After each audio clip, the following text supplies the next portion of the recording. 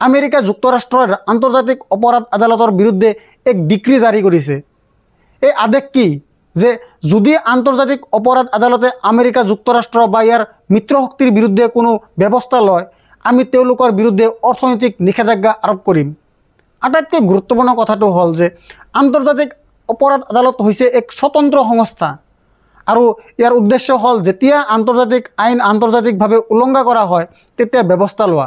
কিয়নো আপুনি জানেনে, আন্তৰ্জাতিক অপৰাধ আদালতৰ আদেশ অনুসৰণ কৰি এতিয়া পৃথিৱীত এনে বহুতো দেশ আছে য'ত বেঞ্জামিন নেতান্যাহু প্ৰৱেশ কৰে তেন্তে তেওঁক গ্ৰেপ্তাৰ কৰিব পাৰিব।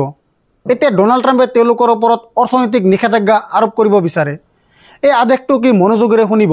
ৰাষ্ট্ৰপতি ডনাল্ড ট্ৰাম্পে আন্তৰ্জাতিক অপৰাধ আদালতৰ দ্বাৰা আমেৰিকান নাগৰিক বা ইজৰাইলৰ দৰে আমেৰিকা যুক্তৰাষ্ট্ৰৰ মিত্ৰশক্তিৰ বিৰুদ্ধে তদন্তত কাম কৰাসকলৰ বিৰুদ্ধে অৰ্থনৈতিক আৰু ভ্ৰমণ নিষেধাজ্ঞাৰ অনুমতি দিয়া এক কাৰ্যবাহী আদেশত স্বাক্ষৰ কৰিছে।